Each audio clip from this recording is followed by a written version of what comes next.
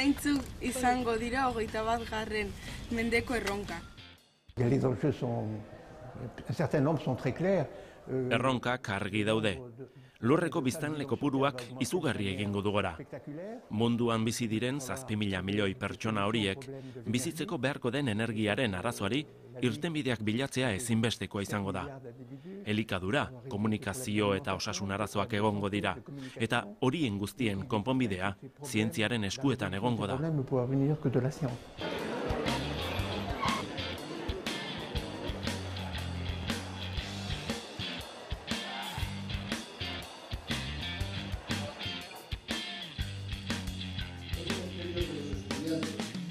Zientzialari berriak beharko dira horretarako. Nola erakarriko ditugu gazteak zientzia mundura? Azalpenak emanez, gozatzeko aukera emanez erakarriko ditugu lehenik. Zientziarekiko zaletasuna izan dezaketela ikusaraziko diegu. Azken finean, lana egitea ezinbestekoa bada bizitzeko, lan horrekin gozatzeko aukera izatea primerakoa izango litzateke. Ingenieritza elektronikoa egin nahi dut eta seguraski kotxeetan bideratuta. Kimika gustatuko litzaidake ikastea. Ez dakit, fizika eta informatika dira biharlo gustuko ditudanak. Gehien fizika. Gehien bat erresa egiten zaidalako. Nik Asiara bidaiatzen dut. Txinara, Koreara, eta herrialde horietan gazteek zientziarekiko zaletasun handia dute. Zientziak eta teknologiak nabarmen egin dute aurreran. Mendebaldeko herrialdeetan bokazio gehiago sortzen ez badugu, etorkizunean Asian garatuko dituzte teknologiak.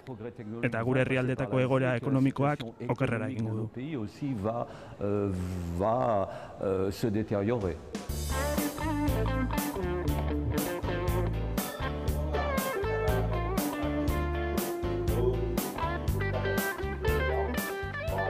Nola erantzungo du hezkuntzak?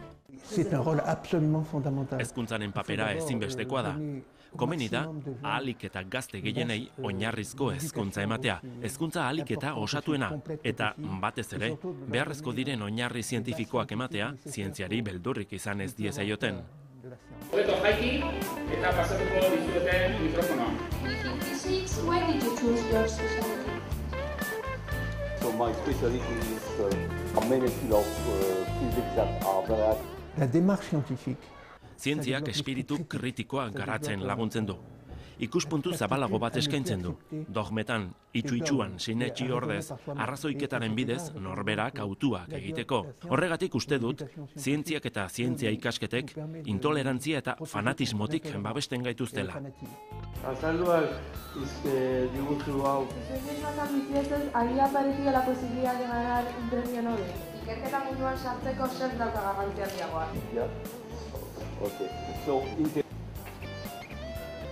Es complicado explicarlo. Irudimena garrantzitsua da. Irudimena zientziaren ezinbesteko osagarri bat da. Aurkikuntza garrantzitsuenak irudimen handiko pertsonek egin dituzte. Ideia berriekin amets egiten dute. Batzuetan era guztiz fantastikoan, baina beste batzuetan aurrerakuntza handietan gauzatzen dira. Adin batetik aurrera, gure ideiak ez dira hain originalak. Aurreiritzi gehiago ditugu. Eta horren bestez, garrantzitsua da gazteak ideia berriekin, gauzak egiteko gogoarekin etortzea.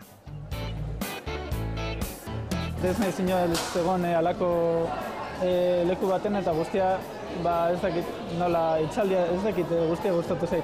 Azkenean direla pertsona normalak. Direla Nobel sariduna, baina, badaukatela gero bere bizitza eta bere hobiak.